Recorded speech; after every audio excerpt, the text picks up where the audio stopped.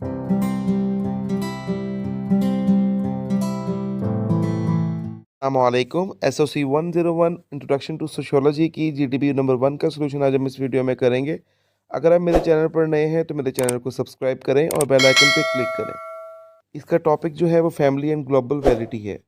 चलते हैं इसके क्वेश्चन की तरफ। यहाँ पे आपको क्या एक्सप्लेन किया जा रहा है कि जो ग्लोबलाइजेशन है वो न्यू जो चैलेंजेस क्रिएट कर रही है और कुछ लोगों के लिए लाइक ह्यूमन सिविलाइजेशन के लिए ये न्यू अपॉर्चुनिटीज़ भी क्रिएट कर रही है इन करंट इरा। ठीक है। Every social institution go through the transformation stage due to globalization। जैसा कि ग्लोबलाइजेशन हर इंस्टीट्यूशन में आ गई है तो इसमें हर जो इंस्टीट्यूशन में ग्लोबलाइजेशन और ट्रांसफॉर्मेशन जो है वो आ रही है। अब most important aspect of sociologist क्या होता है कि वो फैमिली इंस्टीट्यूशन को जो कि ग्रेटली इफ़ेक्ट करता है ग्लोबलाइजेशन को, वो आजकल इस चीज़ पे काम कर रहे हैं और इस चीज़ को एक्सप्लोर कर रहे हैं। आजकल जो है ट्रेडिशनल एक्सटेंड फैमिलीज़ का जो है वो चेंज हो रहा है, वो ब्रेक डाउन हो रहा है न्यूक्लियर फैमिलीज़ में, जहाँ पे सिर्फ मियाँ बीवी और 2 बच्चे रहते हैं। पहले जो एक फैमिली सिस्टम जो है उसको ब्रेक किया जा रहा है।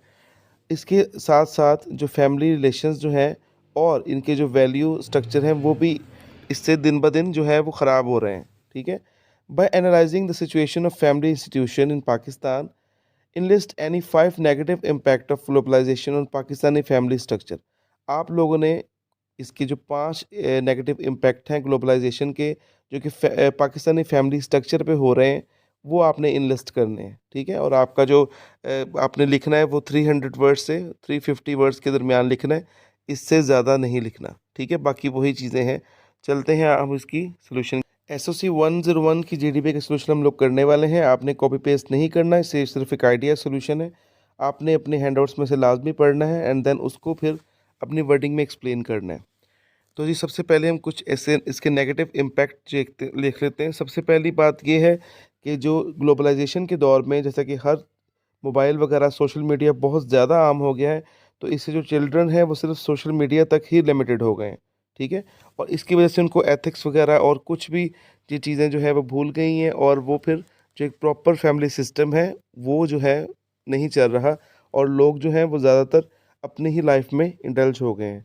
उसके बाद में excessive use of social media, जो चिल्ड्रन हैं वो अक्सर मेंटल डिसऑर्डर्स का शिकार हो रहे हैं, लाइक ऑटिज़म।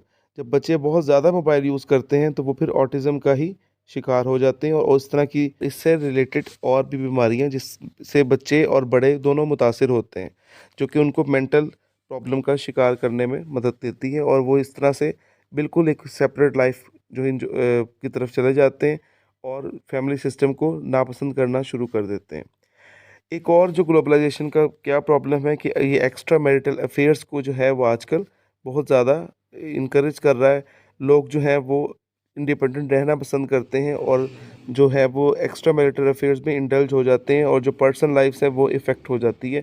जबकि जब आप जॉइंट फैमिली सिस्टम में रहते हैं तो किसी का डर भी होता है। लाइक इस तरह की चीज़ें जो है वो बहुत ज़्यादा परवान चढ़ रही हैं।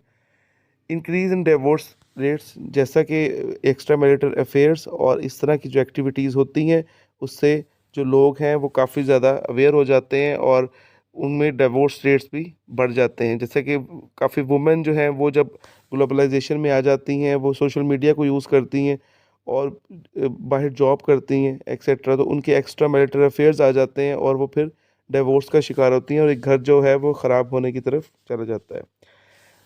स्कैम और फ्रॉड्स आजकल बहुत हो रहे हैं। इसकी वजह से लोग जो है वो एक दूसरे पे बहुत जल्दी एतबार कर लेते हैं। ठीक है।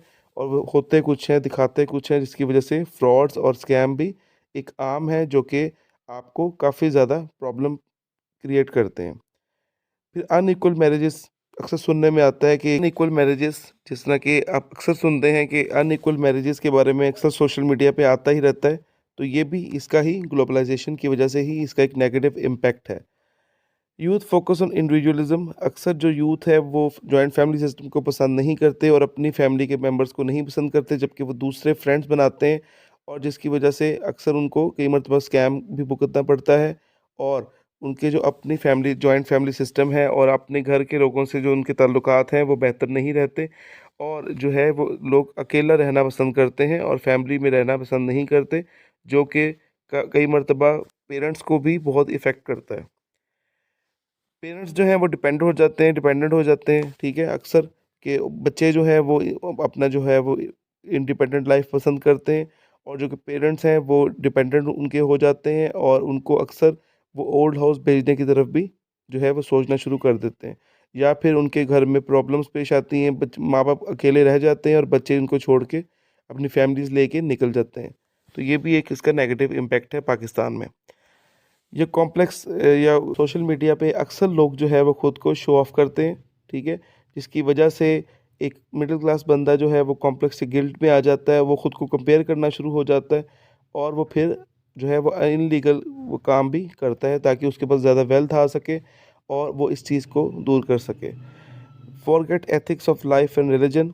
लोग जो हैं वो सिर्फ सोशल मीडिया की तरफ लगे रहते हैं, ग्लोबलाइजेशन की तरफ लगे रहते हैं, और वो जो है वो अपने रिलीजन को भी भूल जाते हैं और एथिक्स को भी भूल जाते हैं। लाइफ को गुजारने के लिए वो सिर्फ जो है वो इंडिविजुअलिज्म की तरफ चल जाते हैं और फैमिली सिस्टम को वो पसंद नहीं करते, और जो न्यू गर्ल्स होती हैं जिनकी भी शादियां होती हैं वो भी फैमिली सिस्टम में रहना पसंद नहीं करते, वो इंडिपेंडेंट रहना पसंद करते हैं। तो ये कुछ की पॉइंट्स हैं, आप इनके अलावा भी लिख सकते हैं, मैंने सिर्फ आपको समझाने के लिए इजी वर्ड्स में लिखा है ताकि आपको समझ आ सके।